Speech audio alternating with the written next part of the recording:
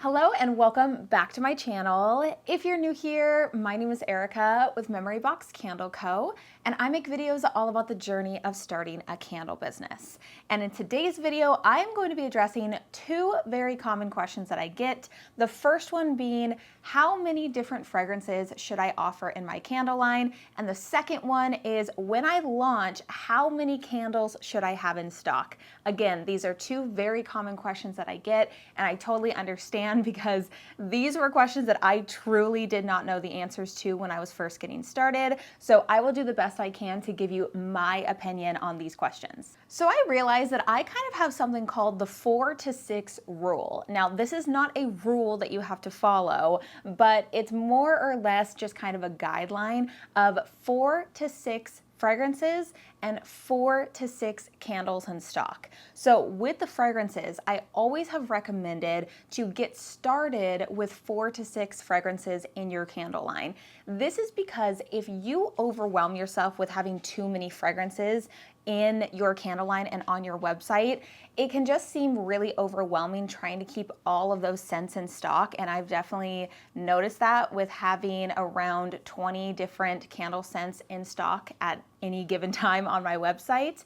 And you also do have to keep track of your fragrance oils in terms of inventory, and also reordering oils and making sure that you're not keeping those oils for too long. There have been many times where I have had to keep oils for so long that they ended up kind of spoiling and I didn't want to use them anymore. So, and that was about probably close to the 2-year mark with having them. And I just thought to myself, I can't use these oils. I gotta reorder and get a fresh batch of oils to be able to make these candles with.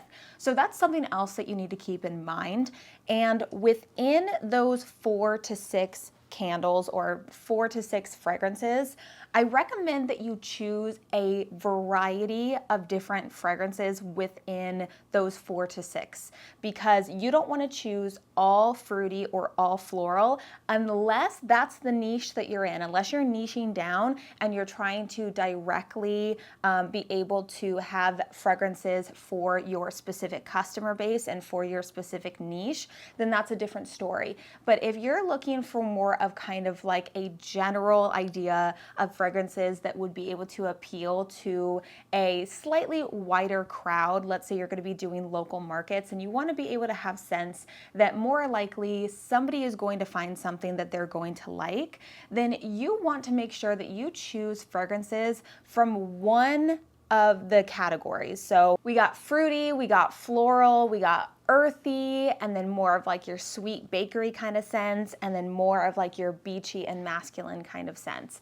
So these, when I think about like the scent categories, these are kind of what I think of when you can pretty much find a scent within all of these categories, and then you'll be able to hopefully appeal to a wider audience. However, there are just some people that cannot be pleased, or they don't find something that they like, and it is what it is. You're not going to be able to have something that's going to be able to please everybody and be the kind of scent that they personally would choose. So just keep that in mind.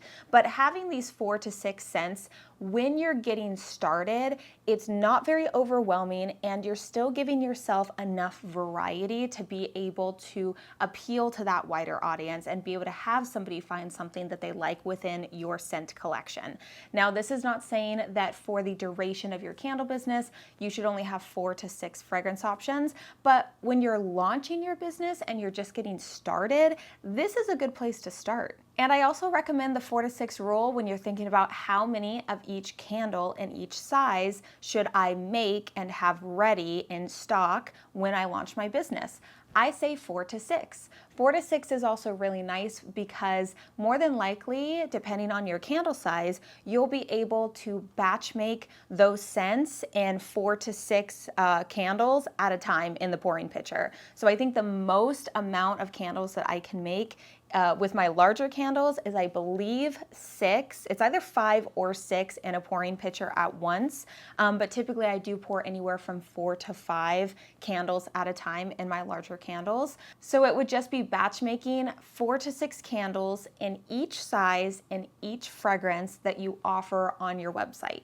And then the last thing that I wanted to mention in this video is that I do actually use the 4 to 6 rule for my local markets as well. So if the event that we are going to is 4 to 6 hours, I'll take anywhere from 4 to 6 candles in each size and each scent for that event.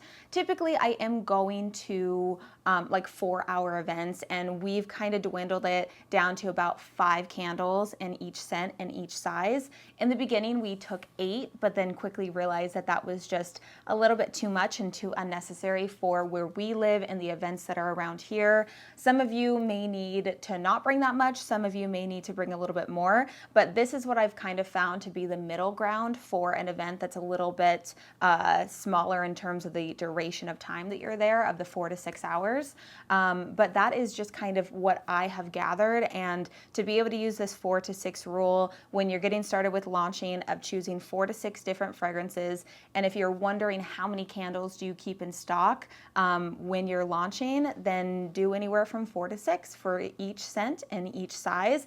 And again, this is just kind of a guide. It's not a rule. You don't have to do it, but it's just kind of there to help you if you are somebody who is getting started with this and you have absolutely no idea where to start. This is a good place for you to start. But with that, I'm going to end today's video right here. If you enjoyed today's video, make sure to leave it a big thumbs up, as well as subscribe to the channel if you haven't already. Also, don't forget to follow me over on Instagram at MemoryBoxCandleCo, and I will see you in my next video.